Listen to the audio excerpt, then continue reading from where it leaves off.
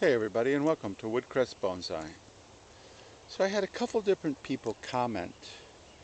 One said, I wish my jade were that big, and the other one was wondering why the trunks of my jade that I feature in the videos look gray where everybody else's look brown. So I'm going to try to kill two birds with one stone. So the best way to get thick trunks on any plant is to just let it grow rampantly. So I just took these dwarf jade that were in training pots, in an 8-inch training pot, and as an example, even though this is a Green Island ficus, this is an 8-inch training pot versus a 10-inch. So I took it from an 8-inch to a 10-inch, all of these guys. And as you can see, they're also just growing rampantly, like crazy. And I'm just going to let them grow rampantly, and that's how you get thick trunks. The more rampant growth you allow on a tree, the thicker the base will get. And I'm not going to trim these guys until there is one eventuality that I am going to trim, and that is if they begin to topple off the bench because they've gotten too top heavy. But every time you trim, the branch sort of has to recoup.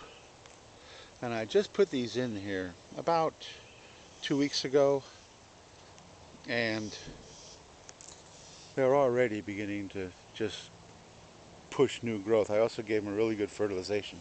This one here really doesn't have a huge apex, but you can see this guy here and this guy here, all that brand new growth. So let your trees grow. And if you are a beginner, because seasoned people already understand this, grow some trees that you know you're going to cut way back. I did a video on a Premna, and I will give you the link to that up on the upper right here. And the story of that Premna is I let it grow in the ground till it was 6 feet high. But now the whole tree is only about 4 inches. So grow trees long and tall with as much rampant growth as you can, planning on doing that major chop. I know it's hard for beginners to do that chop, but it's really necessary to get the kind of taper and movement that good bonsai have. So then if we go to the other question, is why do my trunks look gray? I'm going to go to another plant, so I'll be back in just a second.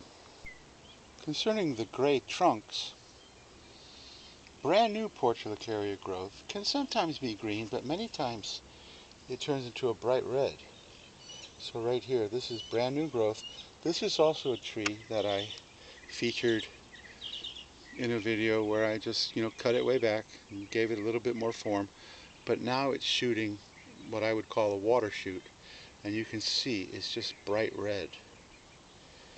Then it turns to brown. But this tree is gray because it's full of lichen. And it's difficult to see, but all this white on the trunk is all lichen. And here's another one that has obvious lichen on it. All that kind of green up in just this one section right here. If we pan out, the whole tree doesn't have it. But that is lichens. And that just occurs from age. You cannot make lichens show up early. You can make a tree look very old by styling, but the lichens only appear after a period of time. So most of the lichens make the trunks appear gray. There is also, if I put this one down, there's also a lichen that is yellow. So on this guy right here, you can see, maybe I'll give it a different background. There's a little chunk of yellow right there on that branch. That is also just a different species of lichen. So that's why my trunks look really gray, because a lot of these trees, even though they're quite young, Small. Should I edit that? Nah. Even though they're quite small, they're quite old, so they have a lot of lichen. And actually you can see at the base here that there's still some brown, the typical brown that you see. So, to summarize, grow trees as long and as rampant with as much growth as you can, planning, knowing that you're going to cut them way, way back. When you style a tree, you're looking to create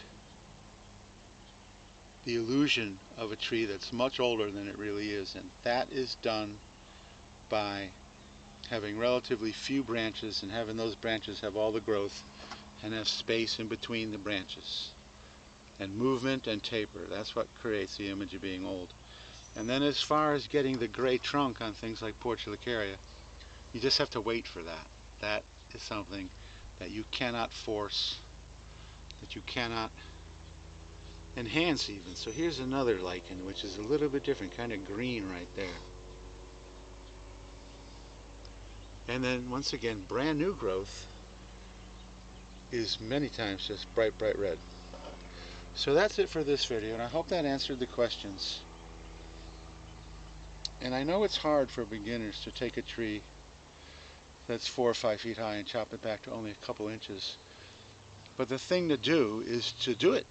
Get some material and grow it, specifically knowing that you're going to chop it way back.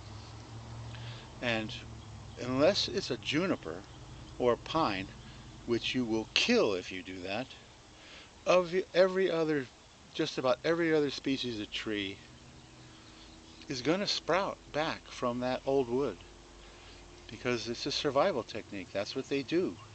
If a tree is damaged in nature, if it couldn't sprout back, then it would just die. So trees have the ability to sprout back off of old wood even after drastic trunk chops.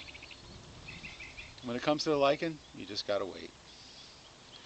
So that's it for this video. Thank you so much for watching, and please subscribe if you like my material.